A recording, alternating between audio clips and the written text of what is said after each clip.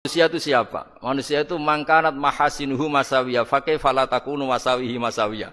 Manusia itu orang ketika baik saja salah, apalagi pas salah. Coba saya misalnya pidato begini, di atas panggung saya orang alim pidato nasihati orang. Di saat yang sama seperti yang tanya Mas Wildan tadi, ada agak sopannya. Di situ ada mungkin orang yang lebih sepuh timbang saya. Masa lebih muda kok di atas? Yang di bawah lebih tua. Ada agak sopannya. Mau enggak pidato disuruh, mau di atas disuruh, enggak sopan sama yang. Tapi misalnya yang paling sepuh pidato enggak pernah ngaji kok pidato terus gimana? Artinya ketika kita baik saja ada salahnya, apalagi pas salah. Sebab itu ajaran Rasulullah itu suruh berdoa Rabbana dzalamna anfusana. Sebelum minta itu merasa ya Allah kita ini mendolimi diri kita sendiri. Karena dalam pilihan-pilihan itu pasti ada salahnya. Coba misalnya Anda bangun masjid habis 2 miliar. Yang harusnya 1 miliar sudah jadi. Terus nanti suatu saat ketemu Allah ditanya. Itu ada orang miskin, fakir miskin, yatim. Andai kan kamu sumbang 1 miliar itu sejahtera semua. Gara-gara kamu bangun masjid terlalu mewah.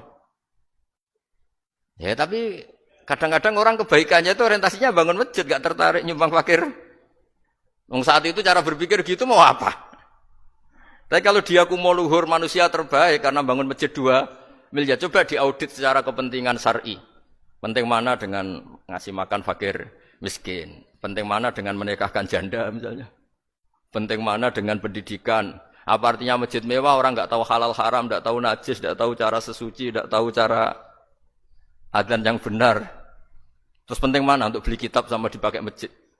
Apa artinya beli kitab apa tapi enggak makan? Penting mana makan sama beli kitab? Ada auditnya.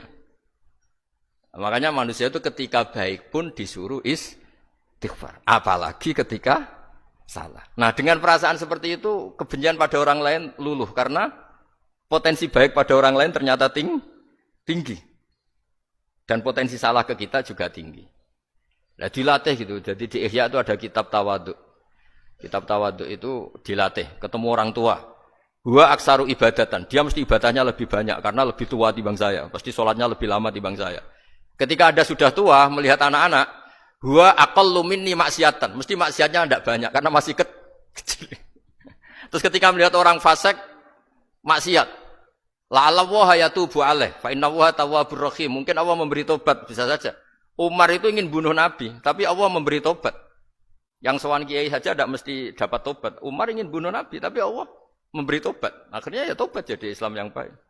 Dalam sejarah Wali Songo, Kalijogo sowan Sunan Bonang itu ingin garong. Tapi malah jadi muridnya jadi wali. Kalau Allah sudah menghendaki tidak ada ya. Perang Uhud orang Islam kalah itu karena panglimanya siapa? Khalid bin Walid. Tapi dia malah yang dapat hidayah. Nah, sama orang yang sekarang Anda benci bisa saja Allah merencanakan ada apa? Hidayah di situ.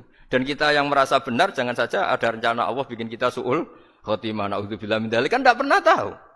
Nah, dari tidak pernah tahu itu orang diusahakan tawadhu. Wa ma adri ma yuf'alu bi wala bikum, kita tidak pernah tahu. Makanya meskipun saya ini kiai terus kata orang banyak itu ketop. Kalau istighfar ya nangis betul ya. Cuma kan enggak perlu di depan umum. Nanti ada penampilan kan ribet kan nanti. Sudah nangis enggak ikhlas, enggak mutu.